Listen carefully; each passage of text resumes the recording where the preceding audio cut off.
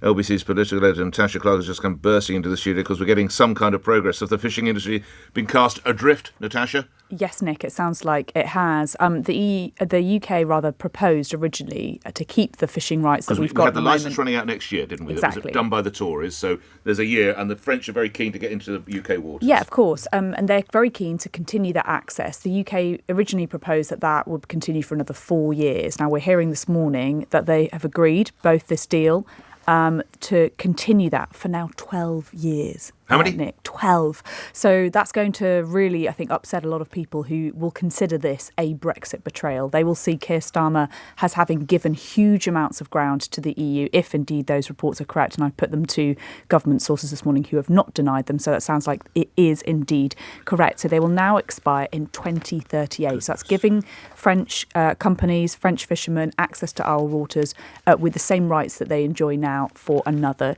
12 years. Now, a government source did say to me that we would be expecting them to, the UK to align with EU rules, so-called common alignment. There's such a row over this. For sure, Nick. This is absolutely going to really upset so many people who are just going to say this is one step forward towards going back in the EU again. And that is, of course, what many people think Keir Starmer actually wants to do. But government sources this morning telling me they are not going to accept dynamic alignment forever. It's going to be specifically time limited to a few years for that. However, good news for if you are going to go on your holidays, I'm told that the EU are planning to remove those barriers to allow British visitors to use e-gate. So that will be the consumer win that the government will need to hopefully push this deal through. What would you be hoping for? What would give you concern this morning? Morning to you.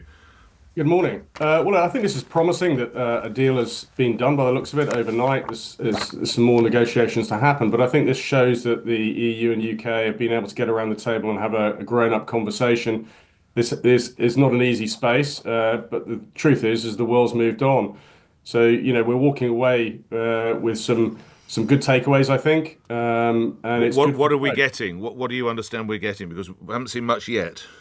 Well, I think the security pact in the defence sector is a big deal. That will drive all sorts of innovation, investment, and jobs across UK and Europe. I think it's good news that, as difficult as it may be, the totemic issue of fish, they've seemed to have settled around an agreement, albeit 12 years. That is a lot. I'm not a fisherman. I sense you're not either, Mr. Southworth. I don't know if we'd have the same view if we'd have worked in Grimsby. Well, I'm sure not, and I certainly empathise with the feeling the fishermen will have. But you've got to look at it in perspective. That's 0.03% of the economy. We're talking about 160 billion of UK trade going into Europe. This really matters for growth, and our number one priority is growth for the whole economy, not just one sector. Now, apparently British companies will be able to compete for about 35% of procurement in defence contracts. That's worth, the total is worth 150 billion euros, so that's quite a chunk of change. But they're going to have to pay to play as well. We don't have any idea what sort of fee you have to jump up for BAE or Babcock to get involved, do we? No, we don't know the detail. I'm sure we'll see that either at the end of today or in the coming days. But I think, like I say, it's good news. It brings us closer in a really important area. And going back to the original point I made, the world's moved on. The priorities are different. Growth is the number one economic priority, but there are much bigger issues in the world, especially in trade, where Europe, not just the EU, but the wider European community need to work together, just like the Asian communities are doing exactly the same. And lastly, on the subject of growth, I would imagine the idea of exchange, young people coming here from European Union countries, young people from the United Kingdom being able to have access to European countries and work there. That, presumably, we can look to growth for the future from that, Mr. Southworth?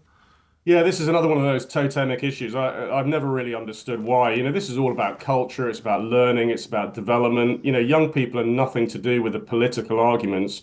We should just allow those young people to flow because we all win. It's no caps at all for the UK. No caps. No, there's caps on it. That's completely reasonable to put limits on it and caps on it. There's nothing wrong with that whatsoever. But let the young ones flow. We all win.